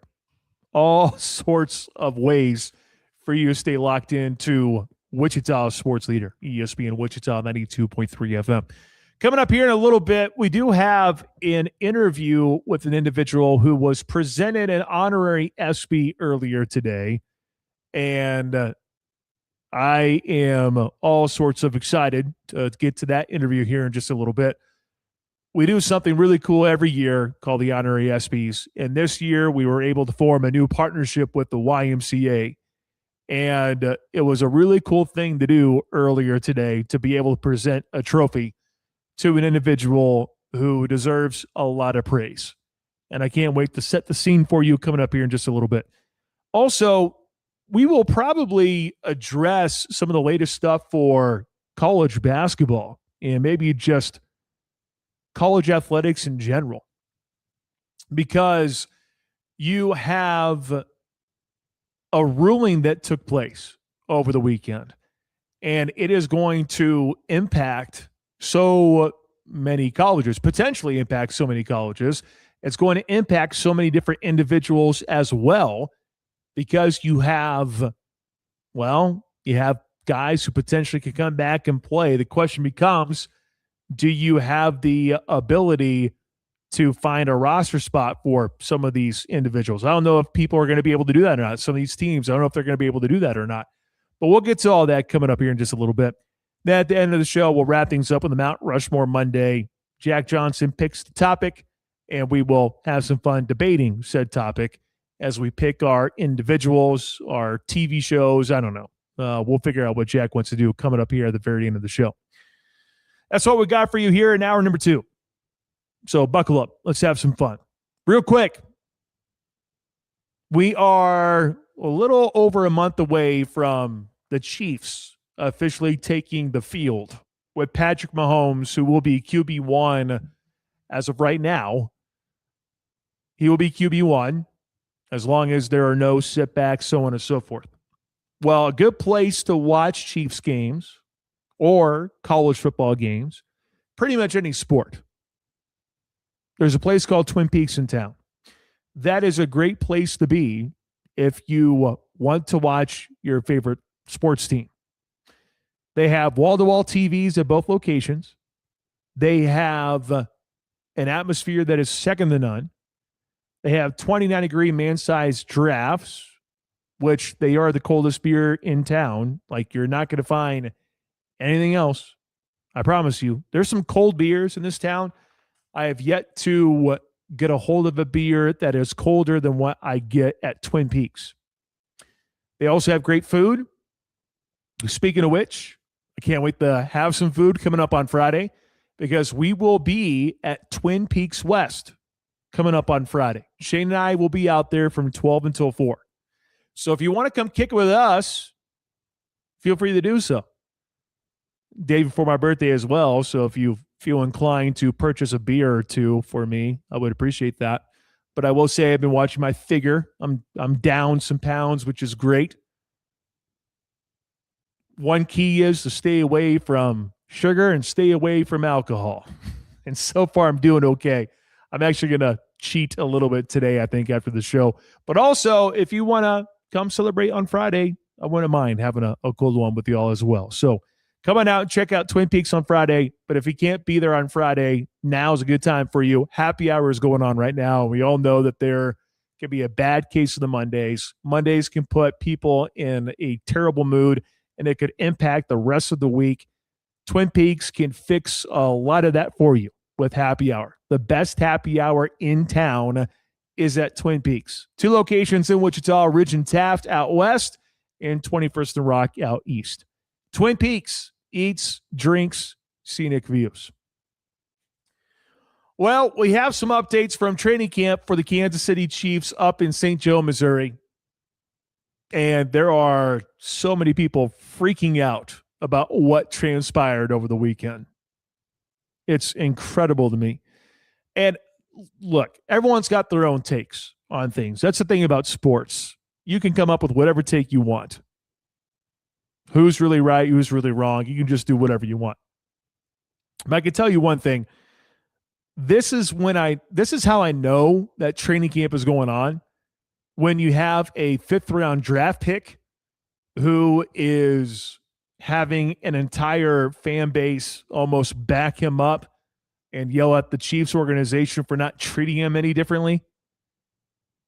Because it just feels like for training camp, you start to look at some of these highlights and you start coming to conclusions pretty quickly. You see a picture of Travis Kelce and everyone is wondering how out of shape is Travis Kelce. He's probably a little bit out of shape because of what he's done over the summer. Believe me, I know that. When you end up having a wedding, you end up probably gaining a few pounds. It's just the way it goes. You go on honeymoons, you do all sorts of things. So I can kind of understand that. You have people who are trying to overanalyze the muscle makeup of one's leg in Patrick Mahomes, wondering if that leg is strong enough because of the injury. Well, look at his leg. His leg looks pretty skinny. I don't know. Or some individuals looking at the one clip of Patrick Mahomes trying to throw a football, and he plunks Hunter Norzad in the back of the helmet because he just lost control of the ball.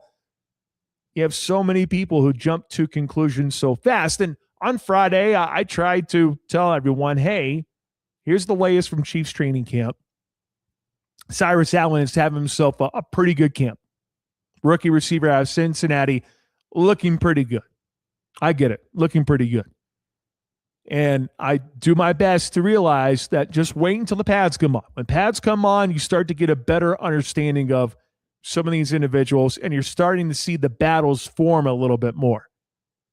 Cyrus Allen has himself a great start, not in pads. He's flashy. He's coming up with these grabs. Dang, look at Cyrus Allen. And then on Saturday, I believe it was Saturday, my Twitter feed is just filled with individuals just completely ripping the Chiefs apart on how things work for football. Just go back in time. If you played football yourself, Jack, I rocked in high school. You want to check tape? I knew you'd like that line.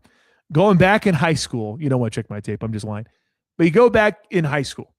You're a freshman. Going back to high school for me, up at Nemaha Valley, now Nemaha Central. When I was a freshman, I was 6'4", 160 pounds. You know what I did? I got reps up front on the offensive line. I got reps on the defensive line. But you know what I had to do? I had to make sure I played scout team for punt. I had to go out there, and that was the one. Yeah, I'll do it, coach. I'll get out there trying to be one of those guys who wants to do everything. But you're forced to do it because you're a damn freshman. You have to do things. You got to earn your stripes. It's just the way it goes in the world of sports. I end up getting my rear end just destroyed a couple times because I thought I'm going to try hard, and my butt gets put on my back. But I had to do those special teams reps because I was young. I'm a freshman. I got to learn the system. I got to learn all these things. And yeah, I know what you're saying. You're an offensive lineman. How much do you possibly need to know? More than you probably would realize as an offensive lineman. But I digress. Why is it so surprising that Cyrus Allen, a rookie who was drafted in the 5th round out of Cincinnati, why is it surprising that that guy is required to take special teams reps? Why is it so surprising? Unless your name is Patrick Mahomes, you probably don't have to worry about such things. You still have to go out there and you have to earn your stripes. That's what you got to do. It's what rookies do all the time. That's why you have rookie hazing where, hey, you got to pay for my meal, Rook, or you got to carry all these things. There are certain things that you have to do. Now, I don't want to get in this trap of, well, you don't just do it just because that's the way it's always been done. And I know that you have to look at some things too and have to understand, you know what? Like maybe this guy is having a really good camp. Maybe he shouldn't be playing gunner. And then he ends up running into Kyer Elam and they end up running into each other. And then boom, here's Cyrus Allen being carted off the field and everyone on social media. Come on now, Dave Tobe. How come you don't adjust to the situation? Cyrus Allen's clearly having a great training camp. Why on earth would you throw him out there? Well, that's just the way that things work. And it turns out Cyrus Allen is fine. It's just a shin bruise is all it is. It's just a bruise. It's all it is. But that's how I know it's training camp, is when you have all these people just grasping at straws. And I just look at that, and I get it. You want to look at the Chiefs wide receiver room, and here's really where it all boils down to. The reason why you have so much backlash over it is because you look at the Chiefs wide receiver room and you go, what on earth did the Chiefs do? And to me, for all those that want to yell at Dave Tobe, and I can't believe I'm defending Dave Tobe in this situation because I don't think he's that good of a coach, because you just look at special teams over the years. It's been on a decline for a long, long time. But you look at Dave Tobe, at least like this is a process. This is what you got to do. Every rookie's got to go through this. It's what you got to do. But what's more of a malpractice is not putting him in the gunner role. It's the fact that Kansas City decided to go with the wide receiver group that they currently have, and they think this is going to be good enough. You know what's crazy about the first teamers today at wide receiver, and this is why everyone's just freaking out about it, is because I think it's this. The first team wide receivers in team to start earlier today from Matt Derrick of ChiefsDigest.com. Jalen Royals, Tyquan Thornton, and Andrew Armstrong. Those were the starters. Keep in mind, Rashee Rice still healing. Xavier Worthy with a shoulder injury. Apparently everything's going to be fine with him, which is good. But there's that shoulder issue that's popping up again for Xavier Worthy. And then you throw out Cyrus Allen. First team wide receivers to start was Jalen Royals, Tyquan Thornton, and Andrew Armstrong. Andrew Armstrong having a heck of a camp, I suppose, but I don't think Chiefs fans love seeing that. And sure enough, Matt Derrick gets a bunch of people that respond to him on social media. Someone, of course, responded to the worst front office in the NFL, and that's not an opinion, it's a fact. I don't think, as much as everyone was focusing on Cyrus Allen and putting him in the gunner role, what's a bigger issue is the fact that just wipe those receivers away. Let's just envision a world where no Rice, you have no Worthy, and you have obviously no Cyrus Allen. That's the group, y'all. That's the group. And everyone just wondering, too, about Stephon Diggs. I just don't know what type of cash that the Kansas City Chiefs really have. I just don't know what they really have. I want to know how desperate it would take for the Chiefs to sign Stephon Diggs. But those are the wide receivers that started today. Jalen Royals, Tyquan Thornton, and Andrew Armstrong. Like, what? What is going on? But you have two wide receivers who are already banged up in Cyrus Allen and Xavier Worthy. Fortunately, those guys are going to be fine, at least for the short term. Who knows what it's going to be like over the course of an entire NFL season. But as much as we want to sit here and question everything about the Chiefs, and look, and I get it. You have every right to question what you want to question. But to sit here and say, well, that's why you shouldn't put a guy who's breaking out, you shouldn't put him in that type of role. I'm sorry, he's a rookie. If he was a first-year player, he's probably not taking special teams reps. But this is what, day 5 for training camp? First day with pads today? Like, of course you're going to have rookies do certain things. But I think the reason why people are freaking out is because it's not necessarily the injury per se. It's more so what the current state of the wide receiver group is for the Kansas City Chiefs. And that's why it's scary. Because you very well could have a group featuring Jalen Royals, Tyquan Thornton, and Andrew Armstrong, which, well, that's why you run the football as much as you possibly can. It's why you have Emmett Johnson and Kenneth Walker III. You run the football as much as you possibly can. It might be Marty Ball here before too long. I'm just kidding. It probably won't get into that, but it probably should be, if we're being honest. A couple other things to bring up about Chiefs training camp so far. 2 things from the day. It's just one practice. Do not draw conclusions. But Kansas City ended up drafting a guy by the name of Peter Woods. Big body right there in the middle at defensive tackle.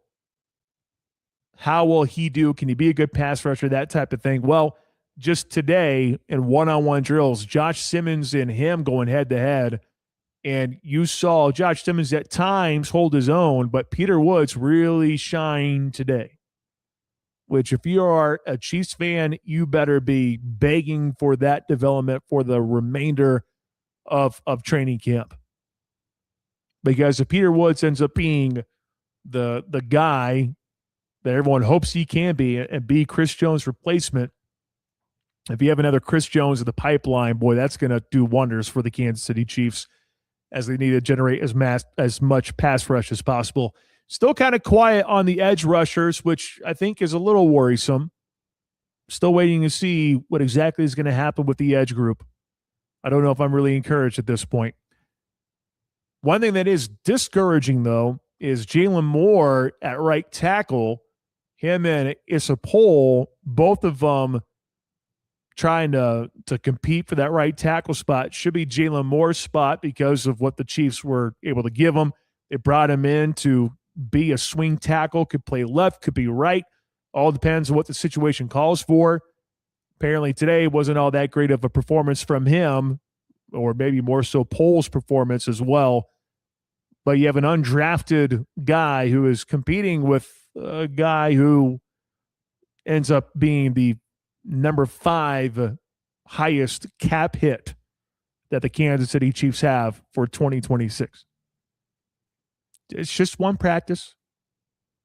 I'm not going to sit here and overanalyze, but just a couple of things that stood out from day number 1 with the pads being on. Jack, what do you make of Cyrus Allen being injured in the gunner position? How dare Dave Toub and the Chiefs organization put him in that spot? How dare they do that to a rookie who hasn't proven anything at this point in training camp? Welcome to training camp, right, Jack? Is that where we are? Like, it's the perfect welcome to training camp moment. I'm just one highlight away from a random wide receiver that Chiefs fans want to hang on to, because by golly, he looked good in the 5 clips that they posted of him on Instagram. Yeah, I mean, we can't fall victim to training camp hype of a player doing a lot of great things without full pads on, right? I will say this, though, that the Chiefs need to be operating this camp a little bit more cautiously when it comes to the wide receiver room, because Worthy's now sidelined with a shoulder sprain. Rashee Rice is rehabbing. It's a group that, as we saw today, it's a bunch of UDFAs out there running with the ones. And Dave Toub, look, I feel I've expressed my opinions on Dave Toub before. He should have been fired long ago. There is and no I agree. coach. You and I both agree with that. Yeah. No, I have no idea other than the relationship he has with Andy Reid why he's still on the staff. And what's even more laughable is that when he was asked about this Cyrus Allen debacle, he referenced Travis Kelce playing special teams, which, oh, by the way, he got hurt playing his rookie year and missed his entire season.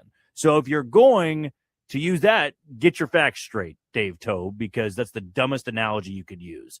But look, Cyrus Allen's he's been good. He's been a bright spot in camp in an otherwise downtrodden wide receiver group. I mean, it's been a pretty abysmal-looking group early on in camp.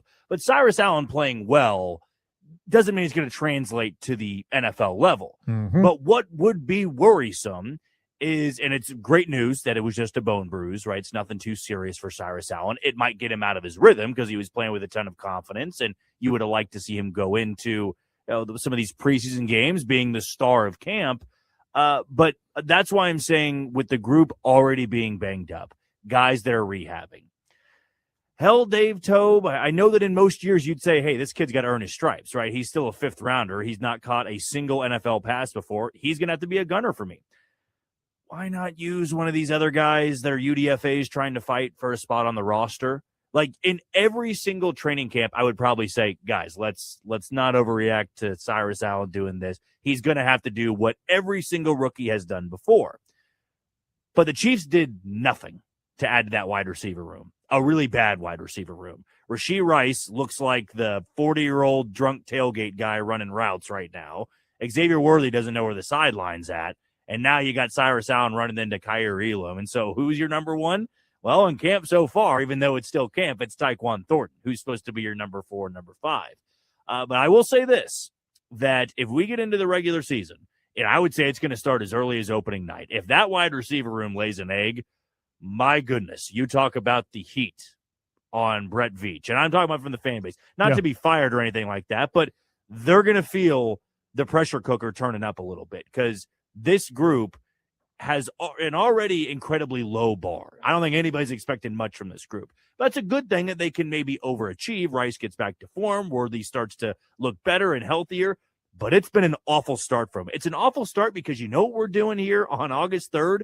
We're talking about the severity of the 5th-round rookie wide receiver getting hurt in camp, right? Because the special teams coach, who always thinks he's right and has never made a mistake, he's using horrible analogies and kind of giving himself grace as to, hey, you know, it's not my fault. Everybody's got to do this. I don't know who you want to blame for it. You want to blame Veach. I mean, he did bring in Kenneth Walker. I thought he had a pretty solid draft. But they're going to need to make a decision here sooner rather than later if they want to bring in somebody that actually has some skins on the wall. Because this group flat out stinks so far. It has been ugly to watch. They can't even get open on 7-on-7 with no pass rush. I mean, it is a tough watch. It's been awesome to see Cyrus Allen. I hope he doesn't miss too much of a beat when he comes back. But the fact we're talking about this and the importance of him staying healthy, it is far more of an indictment on how bad Worthy and Rice have been. See, and that's where I was going. As much as you and I cannot stand Dave Toub, that's my number one thing is if you're really going to hinge the season on a 5th round pick out of Cincinnati and Cyrus Allen and his availability, that's where we're going to go. That's it. No, come on, get out of here with that nonsense. I did forget to bring up the Dave Toub analogy of him talking about Travis Kelce. That is, I did forget. I did see that, and I thought to myself, listen, maybe here's the thing: don't get anyone injured for sure, but we also have to understand too. Maybe the penalties and special teams can go the heck away as well, because that's the only thing we've seen creep up and increase over the years is just penalty after penalty during special teams, during a special punt return or a kick return. Always some damn flag that pops up. And that's why Dave Toub should definitely not be a member of the Kansas City Chiefs. But I think it is definitely more of an issue that we are talking about this, and it is August 3rd because the wide receiver group so far hasn't been all that stellar. It hasn't been all that stellar. And you could say, well, Rashee Rice is still rehabbing. And that here's the thing. Just don't be a dummy. I just wonder how serious, because like we've talked about before, Rashee Rice, how serious is he really taking this? Is he really taking it all that seriously? Is he really going to take football seriously just in general? Because if not, just get rid of the dude. Just move on from him. And so far, he has done what I think maybe a lot of us expected him to do. And that is not perform at the highest of levels. And then you have Xavier Worthy, all 150 pounds of him already getting banged up with a shoulder injury, which has sidelined him before. So that's wonderful. And it just makes me wonder, what can Kansas City do to try to get that wide receiver group to be better? Because you have Stephon Diggs that they very well could go out and get, but once again, I just wonder about dollars and cents, if that's going to work or not. 316-666-2285. How about Chiefs get someone that's not so fragile? Sheesh, how many times are we going to watch these guys catch 2 balls and break when they get tackled or fall down at the water table and skin a knee? And that's the other aspect that's the other thing to bring up too. There has been a pattern. There's been a pattern there with those wide receivers that Kansas City's went after. All right, we need to take a break. I feel like we can rant about this for a little bit longer. But let's take a break. When we return, might bring up the news from the college basketball world over the weekend. We could probably save that for tomorrow because we've gotten a little late here, but I knew we would because of all the Chiefs training camp stuff that we've had to talk about. But coming up next, we're going to play one of our final interviews for our honorary SB coverage, and I'm looking forward to it. I spoke to this individual earlier today. It was such a cool moment for me to be a part of. So we'll get to this interview dealing with our honorary SBs. Kelly Hardwell is who you're going to hear from, and we'll set the table for you when we return here on The Pulse in ESPN Wichita. The heartbeat of Wichita sports fans. The Pulse on ESPN Wichita 92.3 FM. Hey, this is Evan at Conradi Insurance. When it comes to protecting your business, your family, and your future, having the right team matters. As the largest family-owned insurance agency in Kansas, we at Conradi Insurance Group take a personal approach to insurance by getting to know our clients and helping them find coverage that fits their needs. Whether it's business insurance, employee benefits, or personal coverage, we're here to help you make confident decisions every step of the way. Conradi Insurance Group. Trusted coverage, real relationships. To learn more, visit ConradiInsuranceGroup.com. Get ready for the 23rd annual Kansas City Zoo Run, September 19th. The Hornbills are taking flight. Join us for the Run for the Hornbills 4-mile run, or bring the whole flock for the 1-mile family fun run walk. Earn your share of the fun with a colorful Hornbill Finisher's Medal, a stylish Go XT, and free KC Zoo admission on race day. Sign up or volunteer now at kansascityzoorun.org, and don't miss this wildly fun adventure. If you're looking to win in Wichita, there's only one place that delivers every single day. Gilley's Gambling Hall. We're talking over 1,000 gaming machines, more chances, more action, and more big wins. And when it's time to turn up the thrill, head to Trackside. Simulcast horse race betting unlike anything else in the region. Fast, exciting, and always in the money. Make no mistake, Gilley's Gambling Hall is the best place to win in Wichita. Find out more by visiting playgillies.com. What's better than going to Brahms? Going and ordering. The onion and jalapeno cheeseburger, please. Brahms' new onion and jalapeno cheeseburger. A Brahms fresh baked bun, layered with a 100% beef patty cooked to perfection. I'm going to introduce this. So, tangy yellow mustard. I don't know if you knew that or not. I'm going to introduce it. Every bite leaves you thinking. Dang. That's good. Brahms' new onion and jalapeno cheeseburger, or chicken sandwiches, for a limited time at your neighborhood Brahms. We ride to clear our heads, to feel the road beneath us. It's not just a hobby, it's a part of who we are. We also know how quickly things can change. One careless driver and life looks different. At Prochaska Law, we're not just lawyers. We are riders too. We understand what you're facing, and we'll ride with you every step of the way. This month, give riders the space and the respect we all deserve. Adopt a School is collecting school supplies now through August 31st. Help us support local teachers and classrooms. We are looking for backpacks, Clorox wipes, Kleenex, dry erase markers, glue sticks, binders, and more. Visit adoptaschool.com for a full list. Every donation, big or small, helps students start the school year with the tools they need to learn and succeed. Your donations make a difference for everyone in our community. Items can be dropped off at Rusty Eck Ford or Midwest Kia. Thank you for helping us make a positive impact this school year.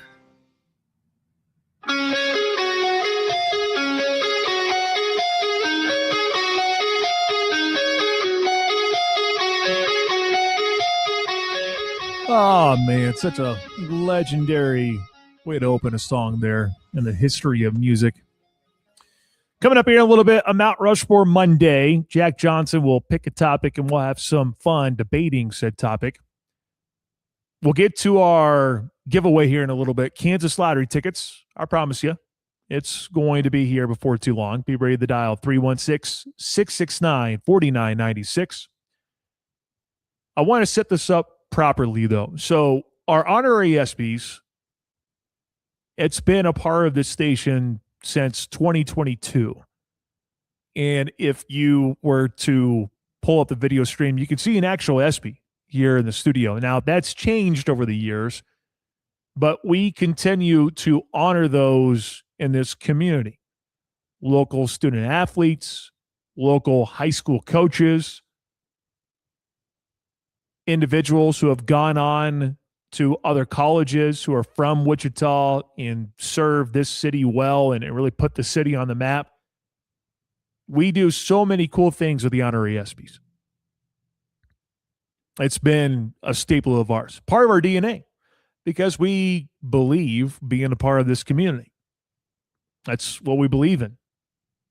We say it. We wear it like a badge of honor, and then we back it up because we get out there in the community. It's what we do.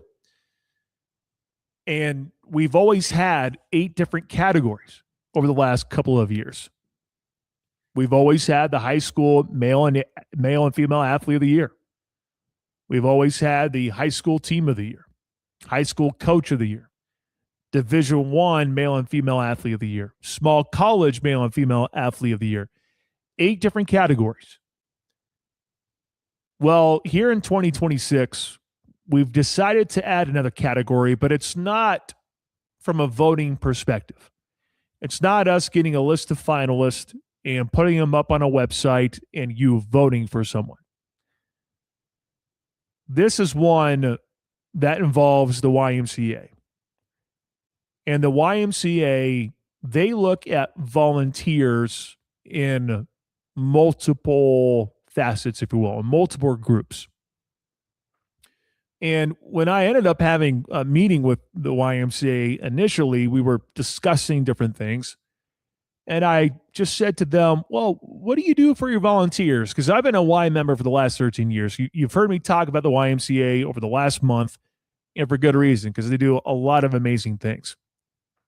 And the one thing that they do is they have a volunteer program that allows individuals to coach kids, all ages too, varies. And I asked, well, is there a volunteer coach of the year that you guys have, a volunteer of the year? It's like, yeah, we do that. Well, why don't we honor that individual? So that's really the backstory. And when we've been trying to set something up for an interview, I thought to myself, oh, it would be a pretty simple thing to do in terms of handing off a trophy. It doesn't have to be anything crazy. And then I get wind of, hey, there's going to be people, some of the players that have been coached by this coach, they're going to be in attendance. I thought to myself, okay, cool. That sounds fantastic. So I show up at the South Y earlier today, and I'm seeing this group be in this gym. I see the coach who I was set to interview and also hand the trophy off with, and I thought, dang, there's so many people here that are going to be a part of this thing. And that's what makes this moment so cool, is being able to hand out an actual trophy to a volunteer who's been a part of the volunteer game at the YMCA since 2022. Kelly Hardwell ended up being the volunteer coach of the year. I was able to present him with a trophy. I got it all on video. I got plenty of pictures with a lot of people in the background. It was such a cool moment. And then I talked to him after to learn, why did you become a volunteer coach? Why did you do these things? So here's that conversation. Our volunteer coach of the year, YMCA volunteer coach of the year, honorary ESPY award winner. Here is Kelly Hardwell from earlier today. I'm at the YMCA down south for today because, boy, we did something very special. We were able to give out an honorary ESPY to the volunteer coach of the year. A guy who's been doing this for the last couple of years. Kelly Hardwell joining us now. Coach, first and foremost, congratulations. What was it like to receive something like that for your efforts that you've done over the last couple of years? It was a big surprise. I didn't know any of this stuff was possible. Coach of the year, none of this stuff was possible. I just did it for the love of the game, and it was an honor for sure. Yeah. Well, love of the game. You've been coaching since 2022. Let's go back in time in that moment. What did you think of when you saw an opportunity to become a volunteer coach? Like, what was going through your head? What led you to a decision to hop in and be a volunteer coach? Me and my brother, we both played basketball together since we were young, and our daughters got involved, so we both got involved, wanted to coach them, and then it kind of sprung to I have 4 kids, and now each and every one of them have their own team, so that's kind of what it happened, and I just fell in love with teaching the game. Yeah. What about the YMCA is so special? I mean, the one thing I've said to multiple people is the YMCA, I've been a member for 13 years. There's a reason why I keep coming back. No matter where I move to, I'm always going to be a part of it. What makes the YMCA so special, specifically the volunteer program? Number one, the people who put it together, everyone that works with the schedules, because I couldn't coach 4 teams without someone working with me with the schedules. But then the kids that they come ready to learn.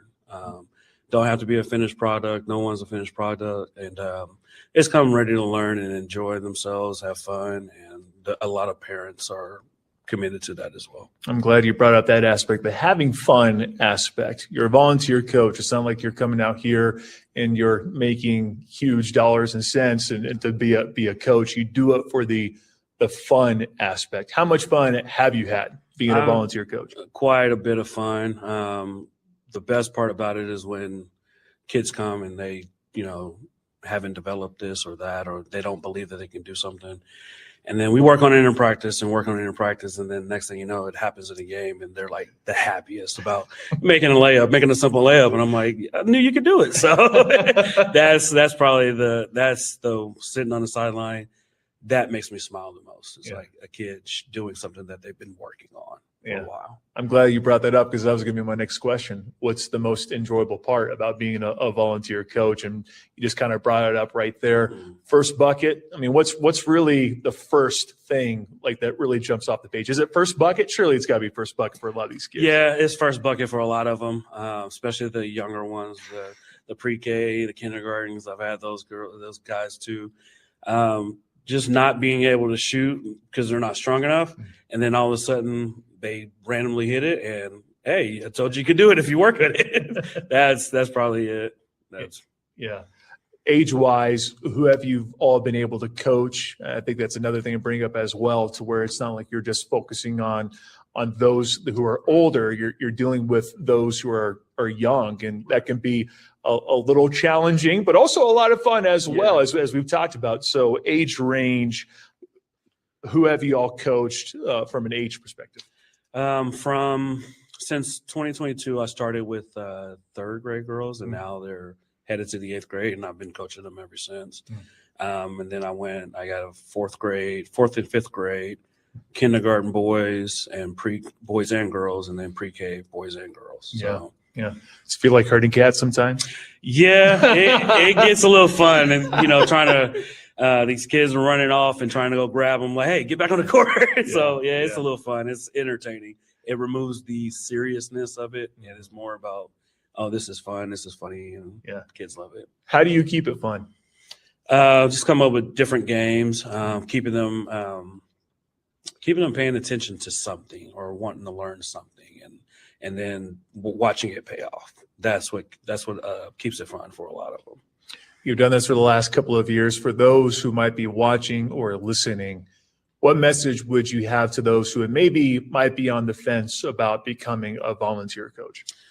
Just do it for the kids and the love of the game. If you love the game, then you'll do it for the kids that are wanting to get that same love, that same enjoyment from basketball. That's why I do it. Yeah.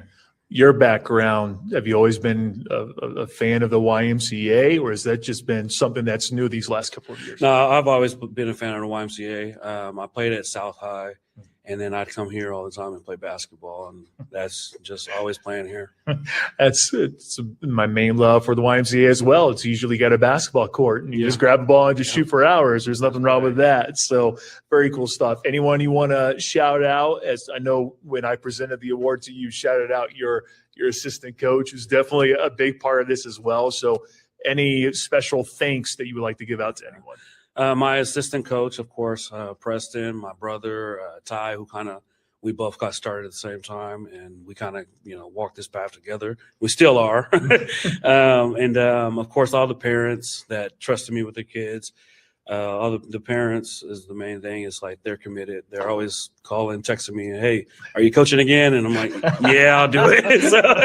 So yeah, my brother, my assistant coach, and all the parents, and especially the YMCA for working with me and juggling these schedules for the most. Yeah, it's been Patrick. Want to go back to you? He yes, sir. Worked with me a lot when he. Oh yeah, do the Kansas lottery stuff. Like, yeah, I'll get your schedule right. So that was good. That's great. Well, Coach, really appreciate it. Congratulations again. This is one of the coolest things that we've been able to do as part of the Honorary ESPYs, a program that's been gaining traction every single year. To be able to actually present this to someone who volunteers and just does it for the love of the game, can't thank you enough for doing all the stuff that you do. So congratulations again. Thank you. I appreciate it. All right, that was Kelly Hardwell from earlier today, Volunteer Coach of the Year, courtesy of our friends at the YMCA. Really cool to embark on this new partnership with the Y and to be able to honor one of the many volunteer coaches that they have on a regular basis, such a cool thing for us, because those volunteers, they don't get enough love sometimes, man. But you just heard there from Coach why he does what he does. And I can't wait to share some of the video from earlier today as well. I haven't had a chance to do that yet, but it's so cool to be able to stand there and look at so many individuals in the crowd and not only see, obviously, his family members, but seeing his assistant coach, seeing girls that he's coached in the past. I was so impressed, and such a cool thing to be a part of. So that was a really neat deal. Shout out to Coach once again for being the volunteer coach of the year. Okay. I do have Kansas lottery tickets to hand out. Got to do it now. 316-669-4996. Need you to be caller number 5 at 316-669-4996 to win $30 in Kansas lottery tickets, specifically Chiefs Kingdom Scratch tickets. Did you know you can play Kansas lottery on your smartphone? You sure can. Make sure to download the Play On app and become a member today. 316-669-4996. That's 316-669-4996. Best of luck. Mount Rushmore Monday when we return. This is The Pulse on Wichita's new sports leader, ESPN Wichita 92.3 FM. For over 55 years and 2 generations, the Southwestern Remodeling Professionals have been providing homeowners in the Wichita area with a truly unique luxury remodeling experience. From the initial consultation through project design and production, our team provides concierge-style service with a true focus on the best quality products and professional installation. Are you ready to experience something truly different? Give us a call today at 263-1239 or visit southwesternremodeling.com. Are you looking to elevate your space, sharpen your message, improve employee and customer experience? Then it's time to look at ImageNet Consulting. They believe complex AV systems and presentation technology shouldn't be a distraction. They provide audiovisual solutions, including LED walls, digital displays, content management software, and acoustic solutions. Working with ImageNet allows you to focus on effective communication and what truly matters to your business. Let them help you make AV seamless. Visit ImageNet.com to learn more. That's ImageNet.com. Twin Peaks is the best in the game. Here it's bigger game days and UFC fight nights. I mean, where else can you find a scratch kitchen that always comes in clutch every day from lunch to late night? Only at Twin Peaks, the #1 sports bar. Hi, this is Blake Davis with Davis Liquor Outlet, and here's another great special on Michelob Ultra, 12-pack, 16-ounce cans, only $16.99. And a little white wine action with Kim Crawford Sauvignon Blanc, 750 ml, just $13.99. Davis Liquor Outlet. Each store independently owned and operated. Wichita owned, Wichita proud. Eaton Roofing and Exteriors loves being a part of the Kansas landscape. Since 1993, they've repaired or installed residential roofing on thousands of Kansas homes. And whether you've had storm damage or you're ready for a new, current, weather-hardy roof, you can trust Eaton Roofing and Exteriors for expert advice about the right roof for your performance needs, budget, and neighborhood covenants. Call the local Eaton experts today at 316-943-0600 or visit EatonRoofing.com. Eaton Roofing and Exteriors. Get ready for a new NFL season with the best coverage of Chiefs training camp on ESPN Wichita 92.3 FM. He looks pretty good. Obviously, Pat's one of the hardest workers on the team. He's worked so hard to get back from that knee, and obviously he's a leader on the team, and he wants to show guys that he's all in, so we're all in with him. From training camp to the Super Bowl, Wichita's best Chiefs coverage. ESPN Wichita 92.3 FM.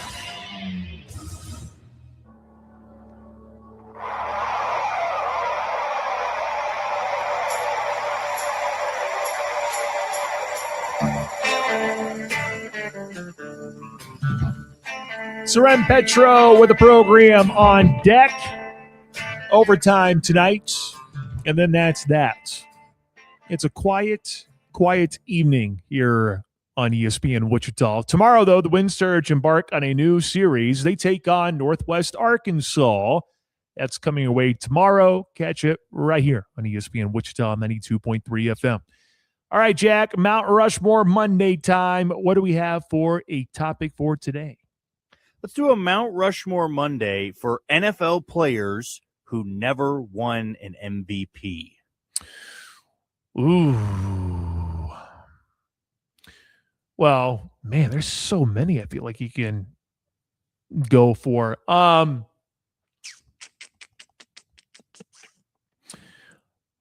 Well, I mean, one that comes to my mind, and I know why he never won it, because he was a wide receiver, and we all know MVP tends to go for a quarterback, so I'm sure we could probably mention quarterback after quarterback here. But the one that comes to my mind is Megatron with Calvin Johnson.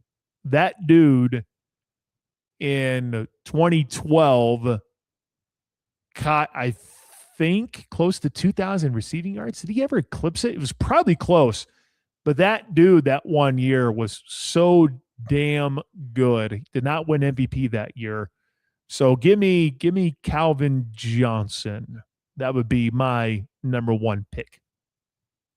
He's number 2 on my list, so I'll just get that out of the way. But number 1 for me has to be Jerry Rice. Yeah. Somebody that holds all the all-time records for so many receiving stats. And just because, as you brought up with Calvin Johnson being a wide receiver, you just rarely see those guys win it. Though I feel like at some point you got to give it to a wide receiver that can have those type of numbers in one singular season. So Rice number 1 for me, Calvin Johnson number 2. Yeah, it's probably the fact that Jerry Rice, he won Super Bowl MVPs, but never won a regular season MVP. So maybe that's why I don't feel as bad, right? Because I guess he ended up winning Super Bowls and ended up being MVPs that way, which I think to some you would probably say, I would rather have that. But I'll go Jerry Rice, my number 2. So therefore, let me get on to number 3 then. And this is where I do bring in a quarterback, and that is Drew Brees. Drew Brees never won an MVP. It's crazy how things just worked. And I think some would probably say, well, what about Phillip Rivers? I wouldn't go that far. I never would envision Phillip Rivers as being an MVP type of guy. But it's crazy to just look at how things panned out for those two organizations. I'll go Drew Brees, though, being number 3. The guy threw for over 5,000 yards and never won the MVP award, which seems a little silly to me. But I know there are a variety of reasons to why someone doesn't win. For wide receivers, it's very obvious. It's because they're not the quarterback. When quarterbacks don't win, it's, well, how good is the team? How good is the record? And is there anyone else having an insane year? That type of thing. So give me Drew Brees, though. I think Drew Brees is one that definitely should have won one back in the day. I'll pick a quarterback as well, but I'm going to go with a Hall of Famer here who was nearly a 10-time Pro Bowler, Warren Moon. He actually never won an NFL MVP award. He was the 1990 NEA MVP, but never a true MVP award winner. And then I'm going to go on the defensive side, just the balance. Okay? I'm just trying to balance it out here because Warren Moon's a good one. Larry Fitzgerald is probably another one that probably doesn't get enough love because, again, he's a wide receiver. But defensively, you look at the defensive guys and you have some game wreckers who just simply can't win because of, well, it's because they're not on the offensive side of the ball and they are not a quarterback. So it's a double whammy when it comes to that. But this guy changed the game, and he has the greatest of nicknames defensively, and that is the Minister of Defense, and that is Reggie White. I could go for some other guys as well defensively. Most recently, you could probably say TJ Watt. Maybe even throwing a little J.J. Watt in there. Ray Lewis is one that probably falls under this category as well. But Reggie White finished his career as the NFL sack leader, logged nearly 200 sacks. Every play he made on defense was simply just elite, it felt like. In 1987 alone, he had 21 sacks in 12 games, which is arguably the most dominant season by a defensive player in NFL history. That dude was a freak. And Reggie White not having an MVP next to his name, like true overall MVP, is a shame because he really changed things when he played. So give me Reggie White to wrap things up. My last one is more so just because I can't believe he never won one because of all the big numbers he put up. Ben Roethlisberger. Yeah. In those great years in Pittsburgh, leading the league in passing yards, I feel like, more than a few times. Never won an MVP. And that kind of surprised me. It is a little bit of a surprise that Big Ben Roethlisberger didn't win one as well. There's so many good ones that did not win an MVP. I feel like this Mount Rushmore Monday can go on for another 2 hours if that was the case. But we are out of time for today. Thank you so much for listening. For producer Jack Johnson, I'm Pat Strathman saying so long, Wichita. You enjoy the evening, and we'll see you tomorrow at 2 o'clock. Taylor Eldridge, a part of the show. We should have Matt Derrick for some Chiefs training camp updates. We have a burnt end of the hour trivia question, give you a chance to win some free barbecue. Also, some Kansas State Fair tickets. Should be a great show coming up tomorrow. Join us at 2 o'clock. Have a great evening, Wichita. See you tomorrow. All clear.